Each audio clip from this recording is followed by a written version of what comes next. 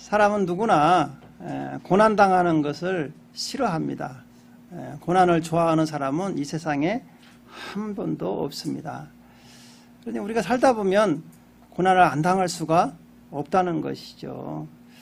그런데 하나님이 우리에게 주시는 이 고난은 우리에게 유익이 된다고 오늘 본문 말씀을 말씀하고 있습니다. 우리 시편 119편 71절을 다시 한번 읽겠습니다. 고난당한 것이 내게 유익이라 이로 말미암아 내가 주의 율례들을 배우게 되었나이다 그랬습니다. 우리가 이 세상에 살면서 당하는 고난은 크게 두 종류가 있습니다. 우리 베드로전서 2장 20절에 보니까 이렇게 말씀하고 있어요. 죄가 있어 매를 맞고 참으면 무슨 칭찬이 있으리요. 그러나 선을 행함으로 고난을 받고 참으면 이는 하나님 앞에 아름다우니라 그랬어요. 고난이 왜 오느냐? 죄를 지어서 하나님으로부터 매를 맞는 게 그 고난이라는 것이죠. 또 한 고난은 우리가 이처럼 하나님 말씀을 잘 지키면서 또 선행을 하면서 살고 있는데 또 찾아오는 고난이 있다는 거예요. 이러한 고난을 애매한 고난이다 이렇게 우리에게 말씀하고 있는 것이죠. 그래서 오늘은 이 고난이 우리에게 주는 유익에 대해서 우리가 살펴보면서 어떤 유익이 있는가에 대해서 한번 생각해 보면서 은혜를 나누려고 합니다. 첫 번째로는 이 고난은 우리가 하나님 앞에 죄를 짓는 것을 그치게 한다는 것이죠. 우리 하나님께서는 우리 사랑하는 하나님의 자녀들이 이 땅에 살면서 죄를 지으면 하나님 말씀에 불순종하면 고난을 통해서 회개하게 하십니다.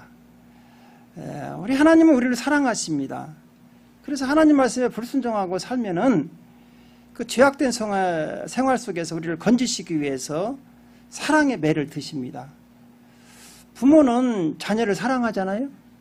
여러분들도 자녀들을 사랑하시죠. 자녀들이 잘못된 길로 가고 있으면 어떻게 합니까? 사랑의 매를 들잖아요. 왜? 자녀를 사랑하시니까. 우리 하나님께서도 마찬가지라는 것이죠. 성도들이 이 땅에 살면서 하나님 말씀을 떠나서 불순종하고 죄를 짓고 살면은 하나님께서 사랑의 매를 든다는 것이죠. 이것을 성경은 뭐라고 얘기하느냐? 징계다 그렇게 이야기를 합니다. 그런데 우리가 죄를 지어도 하나님의 징계가 없으면 우리는 하나님의 자녀가 아니라는 것이랍니다. 우리 히브리서 12장 6절에서 8절을 한번 같이 읽어보겠습니다. 주께서 그 사랑하시는 자를 징계하시고 그가 받아들이시는 아들마다 채찍질 하심이라 하셨으니 너희가 참음은 징계를 받기 위함이라. 하나님의 아들과 같이 너희를 대우하시나니 어찌 아버지가 징계하지 않는 아들이 있으리요.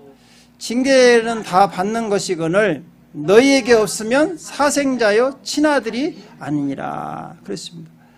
우리 하나님의 자녀들이 이 땅에 살면서 하나님 말씀대로 살지 않은데도 하나님의 징계가 없다? 여러분은 하나님의 자녀가 아니라는 것이죠. 사랑하는 성도 여러분, 여러분들에게는 하나님의 징계가 있었습니까? 우리가 잘못된 길로 가면 반드시 하나님께서 매를 드신다는 것이죠. 이게 바로 우리가 하나님의 자녀라는 걸 확증하는 거예요. 그런데 하나님이 내가 잘못된 길로 갔는데도 전혀 나한테 징계가 없다, 고난이 없다, 사랑의 매를 때리지 않는다. 야, 역시 사랑의 하나님이야. 나만 이뻐하는 것 같아. 그런 사람은요, 깊이 한번 생각해 봐야 돼요. 자기가 하나님의 자녀인가? 성경은 분명히 징계가 없으면 사생자요, 친아들이 아니다 이렇게 말씀하셨거든요. 그래서 이 징계는 반드시 우리 사랑하는 자녀들에게 온다는 것이죠. 여러분 구약 성경에 보면 요나 선지자가 있지 않습니까? 하나님께서 요나 선지자에게 너는 저 니느웨 성에 가서 복음을 전하라 이렇게 말씀을 하셨어요. 그런데 요나 선지자가 이 말씀을 듣고도 하나님 말씀에 불순종합니다. 그래가지고 반대로 느느웨 성으로 가는 게 아니라 다시스로 가는 요바로 내려가고 거기서 다시스로 가는 배를 타고 도망가 버려요. 아무리 요나가 도망가도 하나님의 낯을 피할 수 있을까요? 피할 수가 없죠. 요나가 타고 가는 배에 하나님께서 큰 풍랑을 보내가지고 배가 완전히 지금 침몰할 직전까지 가게 합니다. 요나는 그 뱃속에서 왜 이런 고난이 당하는지를 몰랐어요. 처음에는. 그런데 이제 그 아무리 그 선장과 그 직원들이, 선원들이 배를 잡으려고도 안 돼요. 곧 침몰하게 생긴 거예요. 그러니까 이제 그 선장과 선원들이 이 어려움이 어디서 왔는가, 원인이 뭔가 우리 제비뽑기 한번 해보자. 그런데 누가 뽑혔느냐? 요나가 뽑힌 거예요. 요나가. 그 많은 사람 중에서 요나가 뽑힌 거야. 그러니까 요나를 어떻게 하느냐? 요나가 이 풍랑이 나 때문에 왔으니까 너희들이 살려면 나를 갖다 이 바다에 던져야 한다. 그렇게 이야기를 합니다. 선원들이 어떻게 산 사람을 갖다 바다에 던지겠어요? 그런데 아무리 안 던지지 않고 해결하려고도 풍랑이 잔잔하지가 않아요. 어쩔 수 없이 요나를 이 바다에다 던집니다. 그때 풍랑이 잔잔해져요. 그러면 요나가 이 바다에 빠져서 죽었느냐? 죽지 않았다는 것이죠. 하나님께서 큰 물고기를 예비하사 요나를 삼킵니다. 통째로 삼켜버리는 거예요. 아주 그래가지고 요나가 그 큰 물고기 뱃속에 갇히게 되었죠. 여러분 보십시오. 그 큰 뱃속에 그 위 속에 들어가 보면 위에게 얼마나 찐득거리고 산성이지 않습니까? 음식물들을 다 녹여버리니까. 그런데 거기에서 그 고통 가운데 요나가 얼마나 고난을 당하겠습니까? 그래서 요나가 그 뱃속에서 이렇게 이야기를 해요. 기도를 해요. 요나서 우리 2장 2절을 한번 읽어볼까요? 시작. 이르되 내가 받는 고난으로 말미암아 여호와께 불러 아뢰었더니 주께서 내게 대답하시고 내가 수월의 뱃속에서 부르짖었더니 주께서 내 음성을 들으셨나이다. 요나는 비로소 자기가 무엇을 잘못했는가를 깨닫는 거예요. 고난이 왔을 때. 자기가 하나님의 말씀에 불순종해서 니느웨 성으로 가지 않고 다시스로 도망간 것을 그때서야 이제 자기가 잘못한 것을 안다는 것이죠. 고난을 당해봐야 아는 거예요. 그래서 우리 성도들은요, 이런 죄를 지을 때 여러분 어떤 고난이 오면 빨리 그거 알아차려야 돼요. 그렇지 않으면 아주 죽을 지경까지 간다는 것이죠. 하나님께서는 절대 여러분들을 포기하지 않거든요. 여러분들을 사랑하시니까 끝까지 여러분들을 구원하기 위해서 어떠한 고난도 여러분 앞에 내놓을 수 있다는 것이죠. 그래서 이 요나가 그 뱃속에서 그걸 깨닫고 이제 하나님께 부르짖었더니 하나님께서 건지셨다는 것이죠. 그리고 요나를 다시 육지다가 보냅니다. 내뱉어가지고. 이처럼 우리가 이 고난을 당했을 때 여러분이 한번 내가 이 고난이 내가 뭘 잘못해서 하나님 앞에 죄를 지어서 왔는가를 우리가 한번 생각해 봐야 돼요. 왜냐하면 이 고난을 통해서 우리가 잘못된 길로 갈 때 그걸 막으시거든요. 그래서 베드로전서 4장 1절은 우리에게 이렇게 말씀하십니다. 그리스도께서 이미 육체의 고난을 받으셨으니 너희도 같은 마음으로 갑옷을 삼으라. 이는 육체의 고난을 받은 자는 죄를 그쳤습니다. 여러분 보십시오. 하나님께서 우리가 말을 하도 안 들으니까 우리에게 육체의 고난을 주어서 그 짓는 죄를 그치게 한다는 것이죠. 그래서 우리가 어르신들이 어린아이에게 그러잖아요. 너 어른 말 들어라. 그러면 뭐라고 합니까? 계속 말 안 들어. 그럼 맞고 할래? 안 맞고 할래? 이제 우리가 잘 정신 차려야 돼요. 하나님 말씀에 여러분들은 순종하고 가면 하나님께서 복을 주시지만 하나님 말씀을 듣고도 계속 불순종하고 하나님을 계속 떠나면 어떻게 됩니까? 고난이 오게 되어 있는 거예요. 고난이 오게 되는 거예요. 그래서 반드시 하나님께서는 그 성도를 구원하시기 위해서 그 죄 가운데에서 구원하기 위해서 고난을 준다는 것이죠. 그래서요, 여러분 경건한 성도는요, 자기가 감기만 들어도 자신의 영적 상태를 점검해 봅니다. 자기의 영적 상태 돌아보는 거예요. 혹시 내가 지은 죄로 인해서 이런 고난이 왔는가?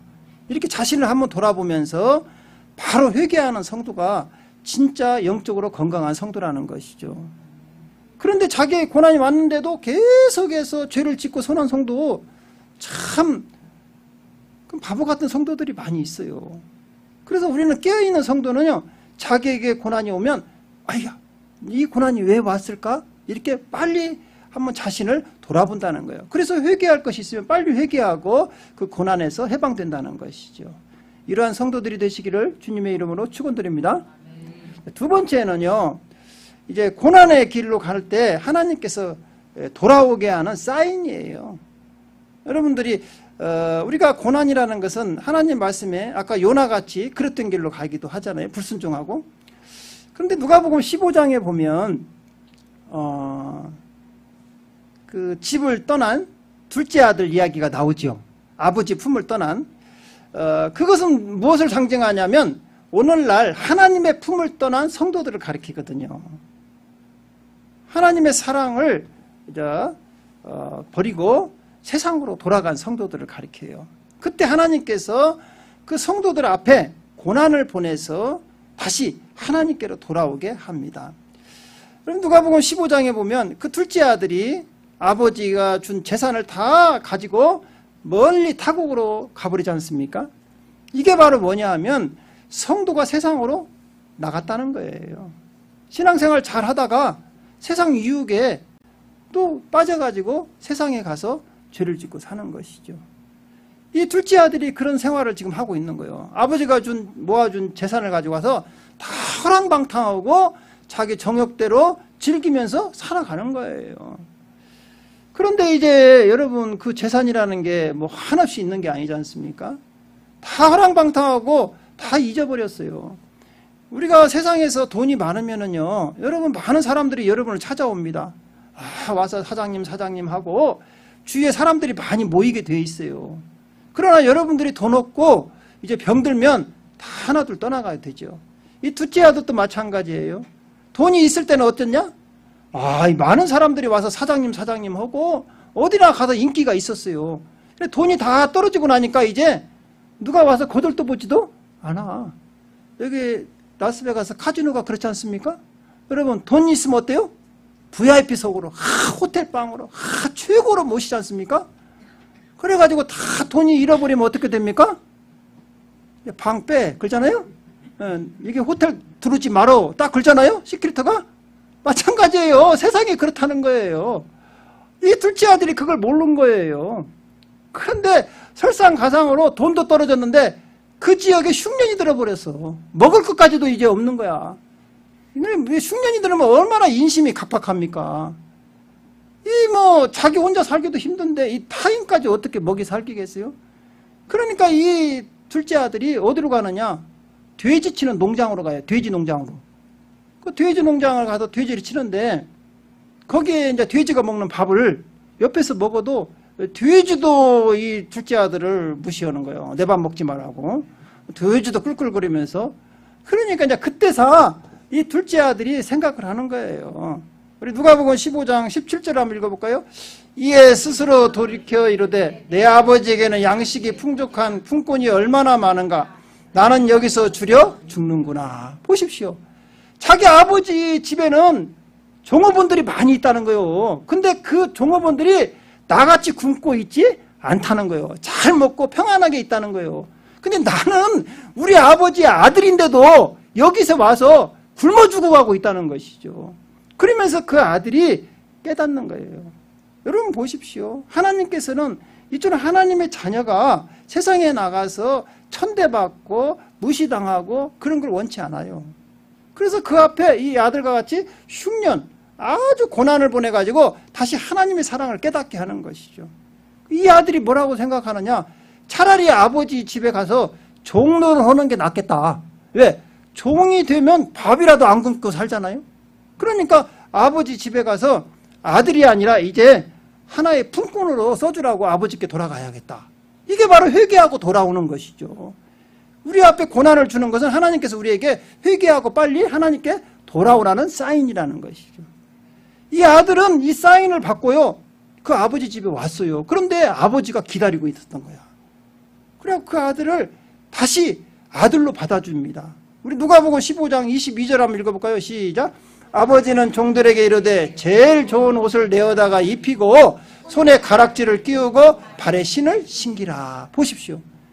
여기서 제일 좋은 옷을 갖다 얼마나 여러분 그지로 살았으면 아버지께서 보니까 시큰하잖아요. 제일 좋은 옷을 갖다 입히고 손에 가락지를 끼우고, 손에 가락지를 끼웠다는 것은 이제 아들로서 신분이 회복됐다는 거예요. 여기서 또 신발을 신기라 그 뜻은 원래 노예는 신발을 안 신고 다녔어요. 그 당시에. 너는 이제 노예가 아니라는 것이죠. 내 사랑하는 아들이니까. 마찬가지예요. 하나님께서는 이처럼 우리 하나님의 자녀들이 세상에 나가서 방황하고 방탕하고 살 때 그 앞에 고난을 보내가지고 그 고난을 통해서 하나님의 사랑을 다시 깨닫게 하고 돌아오게 한다는 사인이라는 것이죠. 그래서 시편 119편 67절은 우리에게 이렇게 말씀하세요. 시작. 고난당하기 전에는 내가 그릇 행하였더니 이제는 주의 말씀을 지키나이다. 그렇죠. 고난당하기 전에는 그릇 행했어. 아까 둘째 아들과 같이 내 마음대로 살은 거예요. 방탕하고 살았는데 고난당하고 보니까 아, 내가 잘못 살았구나. 이걸 깨닫고 하나님께 돌아와서 이제 하나님이 주신 축복 안에서 살아간다는 것이죠. 그래서 이 마틴 루터는 이렇게 이야기를 합니다. 고난은 축복을 가져다주는 지름길이다. 네, 할렐루야. 네, 여러분에게 오는 고난이 여러분들이 지금 하나님을 떠나서 오는 것인가, 아까 죄를 지어서 오는 것인가, 우리가 한번 깊이 생각해 봐야 돼요. 이제 그것도 없다고 하면 세 번째 고난입니다. 세 번째는 어떤 고난이냐? 죄를 지은 것도 없어. 하나님 말씀에 순종하고 살아요. 또 하나님에 떠난 경우도 없어. 신앙생활 잘하고 사는 거예요. 그런데 고난은 당할 때가 있어요. 이 고난을 갖다가 이제 애매한 고난이라고 하잖아요. 애매한 고난. 차라리 죄를 지었으면 당연한 거죠. 죄를 지었으니까. 하나님을 떠났으면 또 당연한 거죠. 하나님이 우리를 부르는 사인이니까. 그런데 아무 잘못이 없어. 신앙생활을 잘하는데도 찾아오는 고난이 있어요. 그게 왜 그러는 고난이 있느냐? 하나님께서는 그 사랑하는 자녀들을 강하게 연단을 해서 아주 큰 일을 맡기기 위해서 그 사람을 연단하는 도구로 고난을 사용하기도 합니다. 여러분 보리를 잘 아십니까? 아니, 보리, 쌀 보리 할 때 보리가 또 강아지 이름이 아니요. 또 요새는 하도 강아지 이름들을 갖다가 지어싸니까 보리 이렇게 쌀하고 우리가 보리밥 할 때 그 보리는요 이제 늦가을에 파종을 하면 이제 겨울을 지나서 새봄이 되면 이렇게 보리가 싹이 나잖아요. 싹이 나면은요 그 농부들이 하는 일이 있어요. 보리를 가서 막 밟습니다. 싹을 밟아요. 그래가지고 보리가 아주 연한 그 새싹이 막 짓이겨지는 거야. 다 꺾이고. 왜냐하면 보리가 아주 잘 자라면 한 포기에 450알이 열린다고 그래요. 안 놀래요? 엄청 열리는 거잖아요. 450알이 열리래요. 그런데 이처럼 보리가 그 싹을 밟아주지 않으면 그 줄기가 약해가지고 몇 알뿐이 안 열리냐? 80알뿐이 안 열린다는 거예요. 그러면 5배가 덜 열리는 거야. 그러니까 농부들이 이 보리를 새싹을 강하게 하기 위해서 새싹이 나면 보리받기로 하는 거예요. 보리받기. 그래서 보리받기 하는 거 알죠? 알면은 연세가 있으시다는 거예요. 젊은 사람들은 지금 보리가 어떻게 나온지도 몰라. 근데 이게 보리를 가서 저도 이제 시골에서 자라서 보리밭에 가서 보리를 밟아야 돼. 근데 연약한 그 새싹을 가다 막 아주 밟는 거야. 짓이겨지죠. 근데요 나중에 이렇게 밟아주면 이 보리가 그걸 이기고 나옵니다. 그래가지고 이 보리가 싹이 막 아주 힘있게 막 이제 살라고 지가 살라고 막 하면서 아주 줄기가 튼튼해집니다.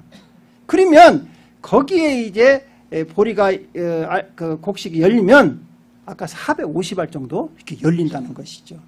그거 안 밟아주면 절대 열리지 않는다는 거예요. 마찬가지예요. 우리 하나님께서 우리 성도들을 강하게 키우려고 이 연단의 도구로 이 고난을 우리에게 줄 수도 있다는 것이죠. 그래서 여러분들을 하나님께서 사랑하셔서 이 연단의 도구로 고난을 주는 거예요. 그래서 베드로전서 4장 12절에서 13절 한번 읽어볼까요? 시작.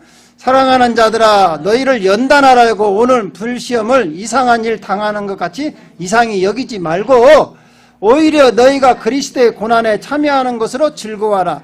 이는 그의 영광을 나타내실 때 너희로 즐거워하고 기쁘게 하려 함이라. 보십시오. 우리에게 불시험이 온다는 거예요. 그럴 때 우리는 어떻게 해야 한다고 이상하게 생각하지 말고, 아, 하나님이 나를 연단하는구나. 여러분, 용광로에다가 쇠를 넣어가지고 그 불순물을 제거하지 않습니까? 그래가지고 망치로 쳐가지고 강하게 하잖아요. 그래서 여러분, 그 강철은요 다른 게 없어요. 똑같은 성분인데 왜 강철이 나오느냐? 많이 맞으면, 망치로 많이 맞으면 강철이 됩니다. 똑같은 쇠인데도. 그러니까 우리 사랑하는 성도들도 마찬가지예요. 똑같은 우리가 연약한 육신이지만 하나님의 그 연단의 도구, 고난을 통해서 많이 우리가 연단을 받으면 우리가 이 세상에서 강한 하나님의 용사들이 된다는 것이죠. 할렐루야? 그래서 여러분, 우리의 믿음의 선조들, 아주 위대한 신앙의 선조들 보십시오. 아브라함은 25년을 고난을 받았어요. 75세에 부름을 받아가지고 100세까지 아주 엄청난 고난을 받으셨어요. 그래서 나중에 믿음의 조상이 되지 않습니까? 또 요셉을 보십시오. 요셉은 아주 의롭게 살았어요. 그럼 노예로 팔려가가지고 가서 노예 생활을 하잖아요. 무려 몇 년을 하느냐? 13년을 노예 생활을 합니다. 억울한 누명을 쓰고. 그런데 하나님께서 이 요셉을 연단하는 거예요. 왜? 애굽의 국무총리를 만들기 위한 하나님의 포섭이죠. 그래서 다 감옥까지 보내는 거예요. 요셉이 뭔 잘못한 게 있어서 감옥 간 게 아니에요. 거기에 왜 갔느냐? 감옥에 국무총리로서 자격을 갖추기 위해서 정치 수업을 하러 보낸 거예요. 거기에서 그 술 맡은 거 하는 자, 떡 맡은 거 하는 자, 그 정치인들을 만나서 거기서 다 정치를 배운 거예요. 그래서 30살에 국무총리가 되지 않습니까? 여러분, 우리가 잘 아는 또 모세도 보십시오. 모세는 어떻게 됐습니까? 그 애굽에 그 양자로 가가지고 그 왕자로 자랐잖아요.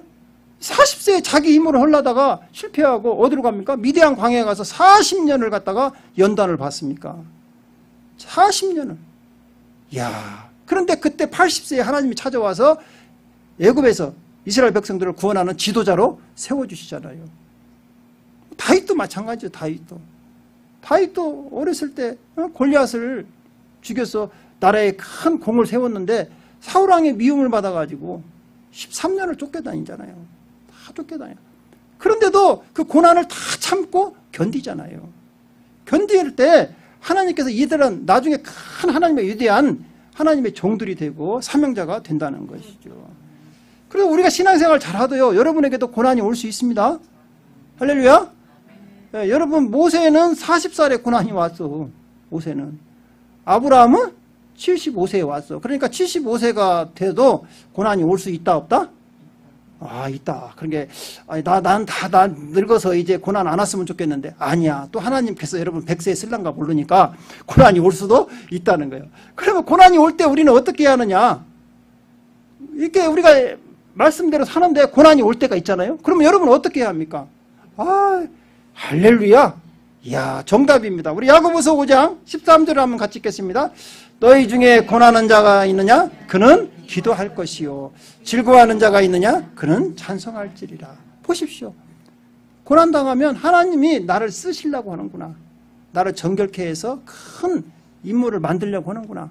그러면서 인내하면서 뭐 한다고요? 기도해야 한다는 거예요. 기도해야 한다.